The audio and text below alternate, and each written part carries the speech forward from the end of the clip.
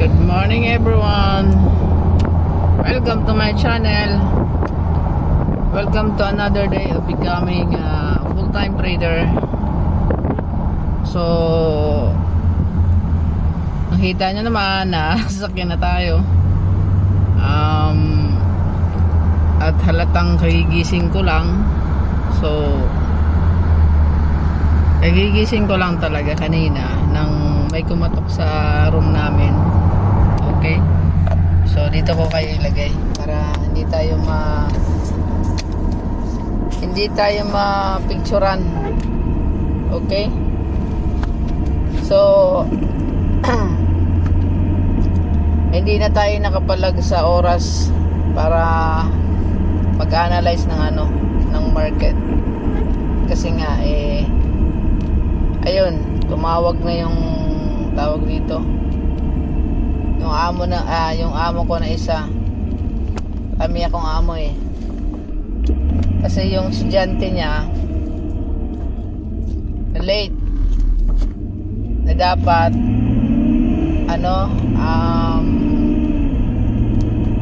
sa bus sasakay. Ngayon naiwan na ng bus, so ako ngayon ang maghahatid.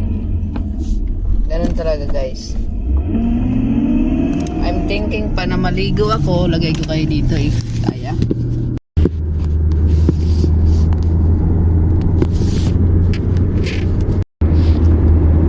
So ayan guys, dyan ko muna kayo nilagay kasi meron pala akong pwede paglagyan dyan.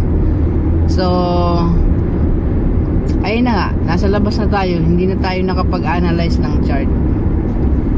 Okay, so kitang kita naman sa mukha natin na mukha ko pala na hindi ako nakaligo. Usually hindi naman talaga ako naliligo, but at least nakapaghilamos ako at nakapag-toothbrush. Kasi tumawag ng 2 beses, nasa CR na ako. So have a great day everyone. Maganda yung araw. It's another day of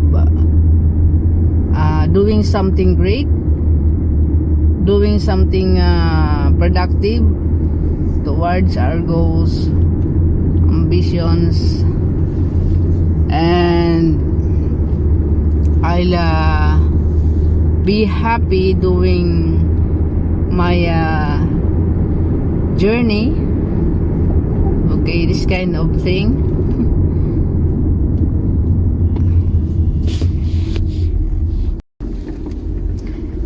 Hello everyone, good morning. Welcome to my channel. Welcome to another day of becoming a full-time trader. So as of now, it's 7:11 in the morning, February 26, if I'm not mistaken. And ayun, bali nagising tayo ng mas maaga sa oras ko.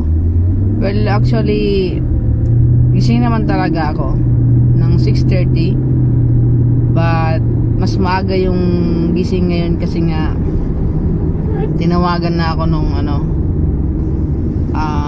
isa kong amo kasi nga yung anak niya hindi nakasabay sa bus, so kailangan kong ihatid. Ngayon guys, nawala na tayo ng oras para mag-analyze ng chart. Diba kasi at least 15 minutes meron tayo. At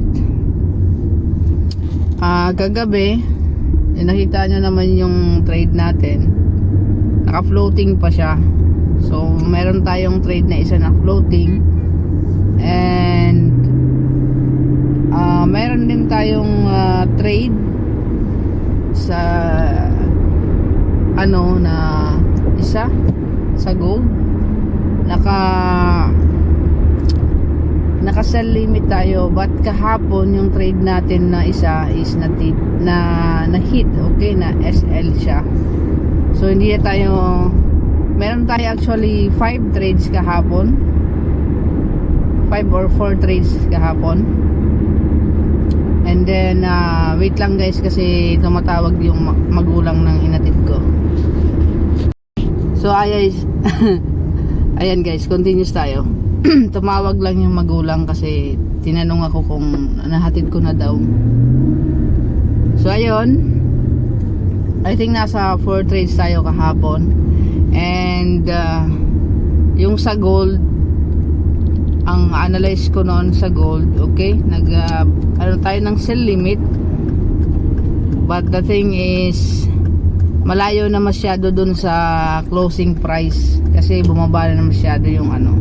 We anticipate we anticipate na mag pullback, but we don't know kung nag pullback ba or na trigger yung ating sell limit kasi yung ating buy na short from opening tsaka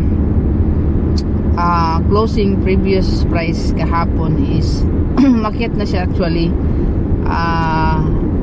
but the thing is hindi na siya umabot sa 50% na traded price kahapon. Talagang huge yung baba niya kahapon.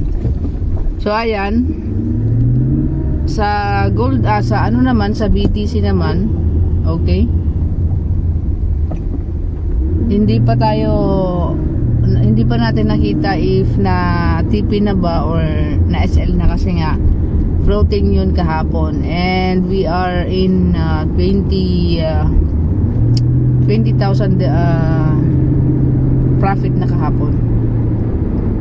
So may phone ako, papakita ko sa inyo kasi meron tayo ditong trading view. Ayan, may kita niyo. Gagawin natin, we will check, okay, if na trade na siya. Okay, so punta tayo ng gold, ng BTC USD.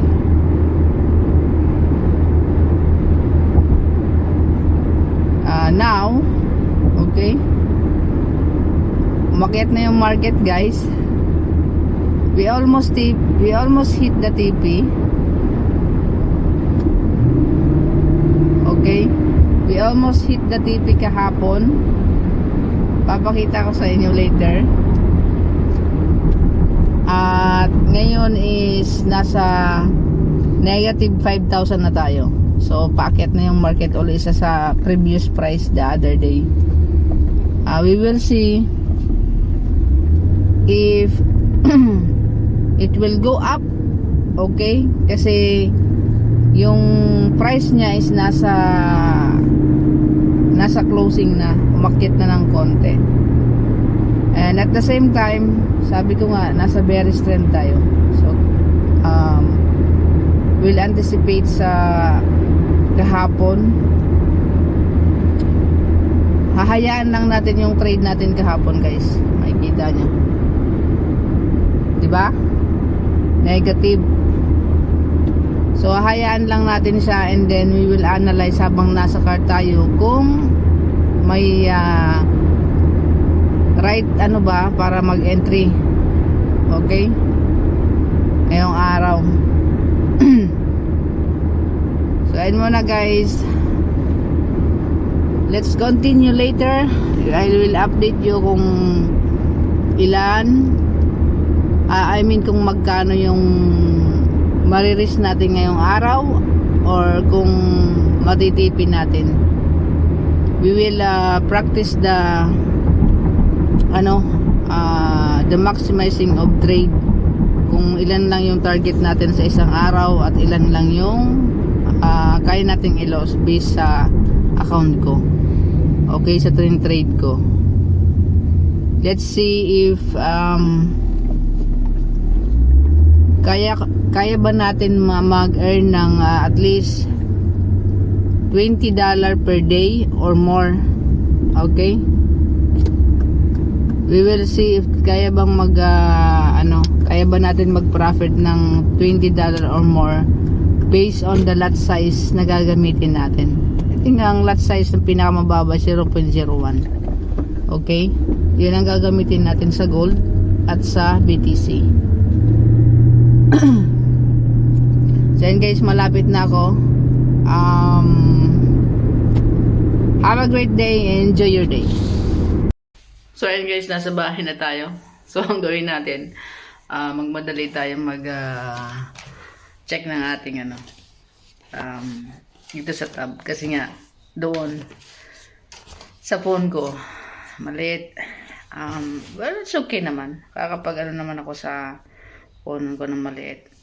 But it's more siya sa update na lang. And dito you can see it clearly. So ayan, let's jump in habang wala pa yung mga estudyante ko. So ayan guys, 1:17 na ng hapon. Okay, magsusundo ako mamaya pagkatapos ng analyze natin. So i-refresh lang natin to. Kasi hindi na tayo nakapag-analyze kanina ng maayos kasi nga yun, tumawag na sila sa akin. So let's open. Ang ating trade is nasa tawag dito BTC at saka USD. Okay? BTC USD. BTC tsaka gold. So here ito pa yung kahapon natin, okay? Ito pa yung kahapon natin na trade na until now hindi natin kino-close. Okay? So sa one day nakikita natin na naka-bearish talaga siya. Okay? Kasi kaka-break niya lang tong lower high. Okay? I mean nakaka-break niya lang yung resistance dito. I mean support. So hindi pa natin alam mga sinasabi ko, but for me this is the support. Okay? From here going there. So ngayon as you can see ko-consolidate dito sa area na to sa support, and there's a probability na bumaba pa siya hanggang dito sa area na to. Ito. So let's see sa tawag dito 4 hours. Kung makikita nyo nandun lang siya sa sa 4 hours. Kung makikita nyo naman hindi siya umaakyat doon sa 50%, okay, ng previous price kahapon. Okay, so papakita ko sa inyo yung ito guys, yung closing price kahapon. Makikita nyo yung orange na yan na line. Yan yung closing price kahapon, and here makikita nyo may profit pa rin tayong 1,700. So yung entry natin kahapon nasa taas ng yung entry natin nasa taas ng closing kahapon. Ayan. Yung puti na yan. Ito yung puti na yan kahapon. So meron pa rin tayong naiiwan na And at the same time guys, punta tayo sa 1 hour. Kung ano nangyayari sa 1 hour. Okay. So ayan. Nagko-consolidate lang siya doon mismo sa price kahapon. And then sa opening kahapon. Kanina. Ayan. Kung makikita nyo, ito yung 50% or value area na most traded kahapon. So ito na yung 50% na sinasabi ko. Ayan. Kasi kung makikita nyo dito, nakabuli siya and then biglang, alam nyo yun, ayan bumaba. So this time we will see if balikan niya pa ba yung previous price closing pala nung Monday. Okay? Kasi ito yung Monday. Ay mali pala. Ito yung kahapon pa Kahapon pa to. So ito yung Monday. Okay? Ito yung Tuesday. Ito ngayon yung Wednesday. Okay? So we will see if ano mangyayari pagka once na yung price is umakyat sa 50% or puntahan niya yung tawag dito Monday closing price. Okay? Kasi ang dito sa ano natin is makikita nyo nakabay ano talaga siya. Ayan o. PUC. So buyers na yung may control. But at the same time, ang maganda is nagko-consolidate siya dito sa opening and closing price. Okay? Ang ating rules if there's a 3 consecutive bullish candle from 30 minutes or 1.5 hour or 2.5 hour, it's a probability na pupunta siya dun sa previous price or 70% or 80% previous price. So, kung makikita natin dito, walang umakyat even sa 50% ng previous price kahapon. So, punta naman natin yung gold. Okay. So, ang gold natin, nakaset lang tayo ng sell limit. Okay. So, we will wait. Okay. Kasi medyo crucial yung ano natin dito. For me. Okay. It's crucial sa akin kasi nga, galing na siya doon sa 50% value area. Tapos, hindi pa na bababa yung ano, presyo dito sa opening price. Ayan, sa closing price kahapon. And meron na tayong isa na sell kanina. Okay? Dito sa above closing price kanina. So, ang gagawin natin, lalagyan natin to ng TP at saka tawag dito. Kasi wala siyang TP. May kita mo. Wala siyang TP. Okay? Wala siyang stop loss. So, gagawin natin, kasi nakasell siya, we will put 50% stop loss. Okay? Dito sa 2931. Okay. We will put stop loss at 2931. 31. And then, we will put take profit. Okay? Kasi nandito yung stop loss na makikita mo. Yung kulay orange dyan. Sa ano lang, below sa sell limit. So, ngayon, ang gagawin natin, we will take this, okay, this, tawag dito, lower wick. Okay. So, punta tayo sa 4 hours.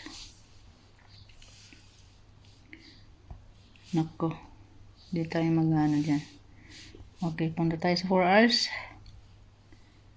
Ito na guys, ha. Nasa may 50% ng value area lang kahapon yung ating stop loss. And then, we will take this lower wick of the previous candle sa yesterday. So, we will put this 28887. Okay. Nag-ano siya, nalag. Okay, so ayan.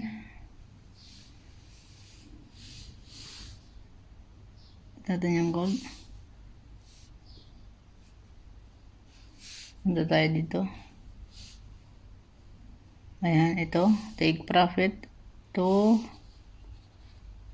888. 123.97. So, ayan guys. Meron tayong tatlong trade ngayong araw. Okay. Kung makikita nyo sa 4 hours, still, okay, nasa gold, halos magkapareho lang ang ano, ng gold tsaka BTC. So, dito, from 50% kahapon kinuha niya, bumalik siya dito pero hindi siya bumaba. And still, they're trying to push down. Kita nyo? But, the price go up again. Makita yung blue na to. Ayan yung blue na yan. Ayan. So, let's see sa 15 minutes kung ano yung nangyayari.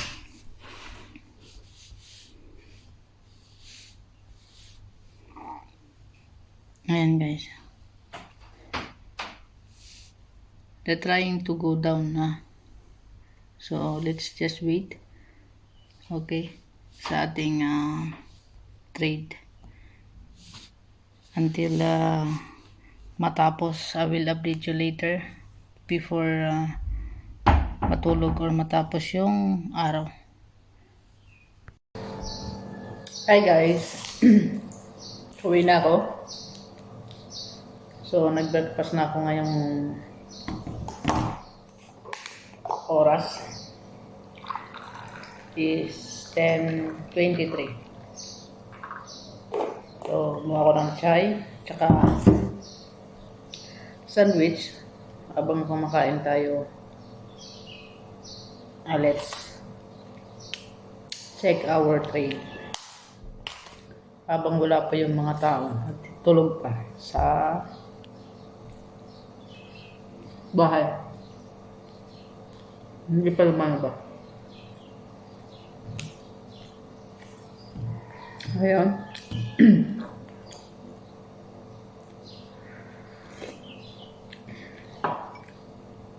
Bukod natin na itong trading view.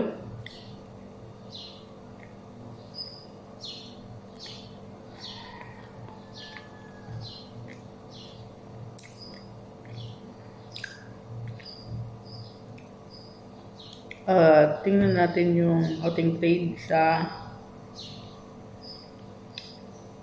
sige, gold muna tayo. So, yung gold natin guys is na-trigger na. Okay. Ngayon, nasa profit na siya ng 1,883, I think. So, makita niya na-trigger na. Na-trigger na yung sell limit natin sa part na to. Yan. And then, punta tayo sa BTC USD. Hindi ko ginalaw yung trade natin kahapon. So, hindi ako nag-place ng any trade ngayon sa BTC. And kanina negative 5,000 tayo. Ngayon, nasa positive 3,000 na tayo. Uli. So, nag-retrace lang sa opening price. Ayan, makikita nyo. Dito sa part na to. Almost, tayo, stop out pa. But here, hindi siya na, dito nag-entry ulit. So, nag-retrace ulit siya sa baba. Pababa. So, ayun guys, ang ating, ngayon is 3,700 plus. And we're aiming sa 50K. Okay. So, let's check sa candle natin. Yung araw. So, sa 4 hours na lang tayo guys, tingin. Ayan, 4 hours. Mamaya, papakita ko sa inyo sa tab para mas clear yung So, from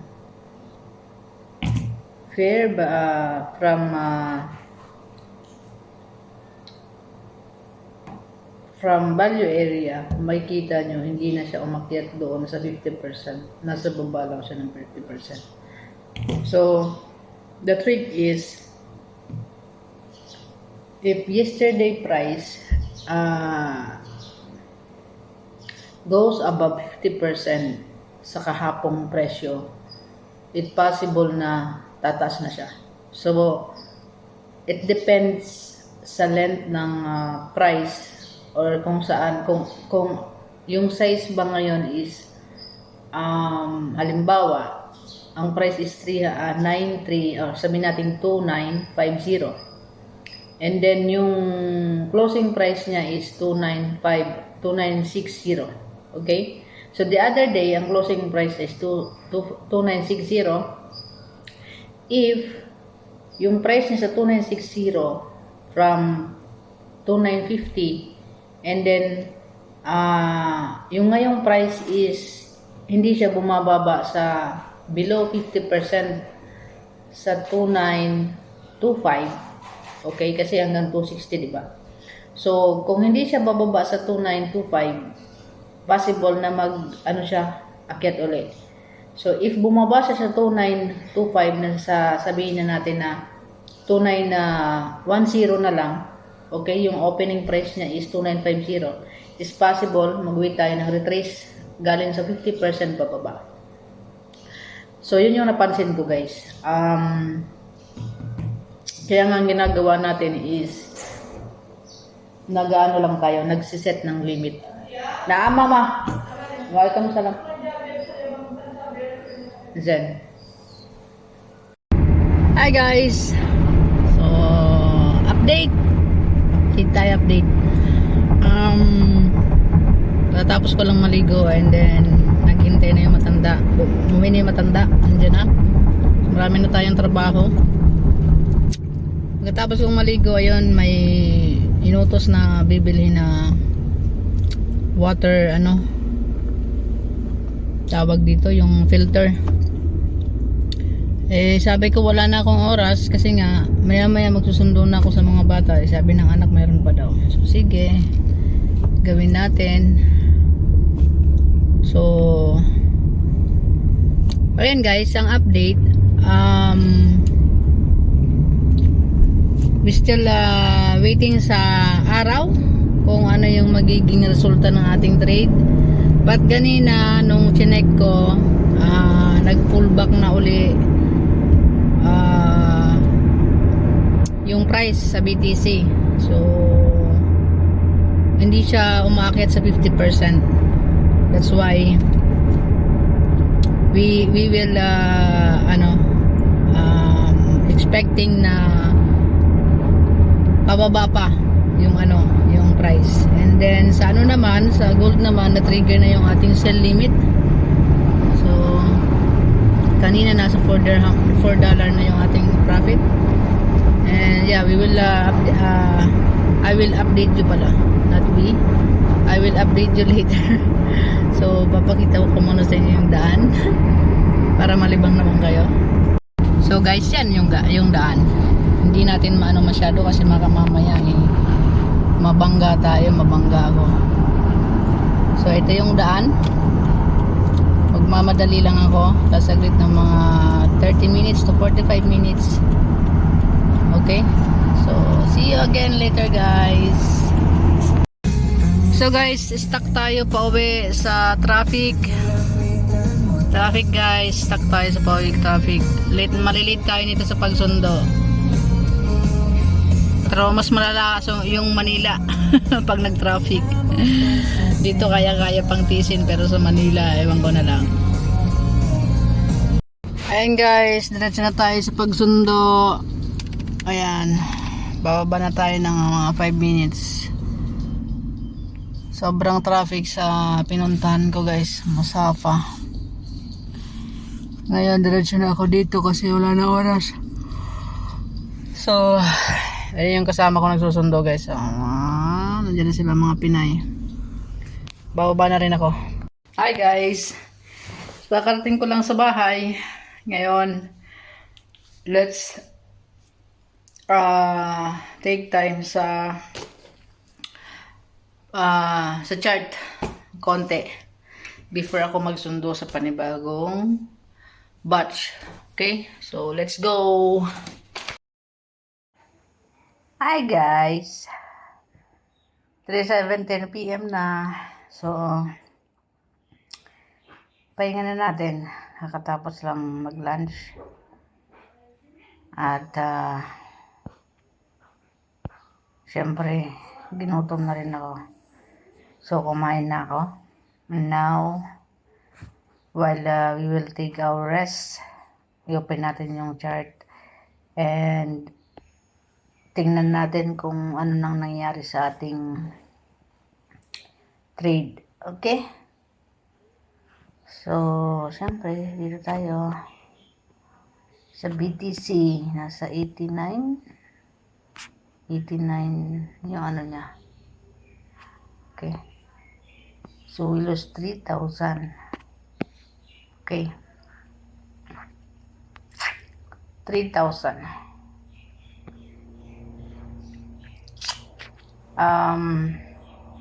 Hindi pa rin niya nabe-break tong area na to. Ito. Okay. Yung area na yan, hindi pa niya nabe-break. So, tingnan nyo. Nandito pa rin siya sa tawag nito below 50% sa previous price kahapon. And you can see dun pa rin siya, no? So there's a news will happen today 3 p.m. Ayan, kung makikita niyo yung mga ano. Is Bitcoin price going to crash again? Okay, so we'll see if this area, kita niyo yung value area, 50% niya, will take, okay, or it will go down kasi nga, as you can see dito sa opening and closing price is hindi siya umakyat. Okay, kita nyo naman kahapon pa to yung trade natin, almost hit na dapat kahapon, but yun yung sinasabi natin guys na ayan, tingnan nyo. So hindi siya umakyat from this area sa closing price yesterday to this side. Okay, so if this will go up and go back again dito sa ating previous close kahapon at Monday pala, we will kumbaga maano tayo, ma-SL tayo syempre ng 39 thousand. So yeah, let's see. Hindi ko yan tatanggalin. Huwag natin sa 15 minutes. Kasi nga, paano natin malalaman kung papalit-palit tayo ng ano. Okay? Because on this area, because guys, on this area, for sure, marami nang nakaabang na sell limit or dito. Or naman, buy. Dito, buy. Okay? So, even me, baka may nagbabay na dito sa part na to. So, we'll just wait kung ano ba yung magiging kapalaran ng ating trade. Ganun lang guys. And we will go sa gold. Okay, as you can see, the gold is may profit. Euro USD is negative. So we'll go to sa gold. Bago ko matulog guys. So sleepy.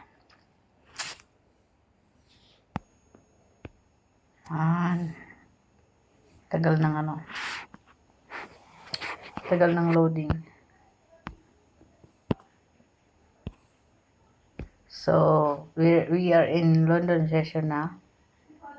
Coming na. Ayan na. London session. Makikita niyo yung kulay orange dyan. Okay, London session na tayo. So, this one is sell. I sell this area. And there is a sell limit also here and 50%. Okay, 50%. Nag-sell ako kanina dito sa below ng closing price. After nitong dito sa may bearish dito. So ayan guys, we will reveal by tomorrow yung ating tawag dito, yung ating trade, kung ano ba yung nangyari. Okay, so I'll update you on this trade. We will build a consistent trade na tawag dito 1 until 5 trades lang tayo per day, and we will try if how much here the tawag dito, the lot size. Okay, so yun muna guys. Siguro naman napapractice natin yung ating tawag dito, rule sa ganitong bagay. So ang control nila dito.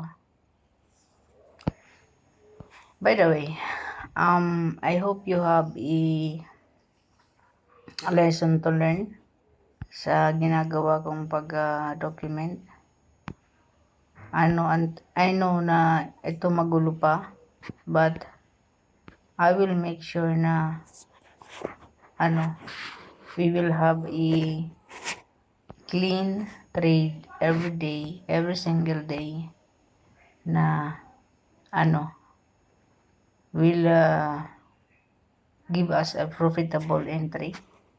Okay, every day. So we will look forward sa mga darating pang araw, kung ano yung mangyayari. Okay, so I'll see you in my next video, and I hope na ikaw mismo is you'll have the courage to learn forex trading. Okay, so thank you for watching my video, even though sobrang haba niya, and I know na parang wala pang kabuluhan, but I know in the future it will, and I'm happy that I'm doing it every day. It makes a habit for me, and I don't need to chase views or whatever, but I'm happy doing this, and I'm after to look back after on my journey. Okay, kung saan ba ako dalhin ang journey ko sa ginagawa kong ito in the future. So thank you guys, and have a great day. God bless. See you in my next video on becoming a full-time trader.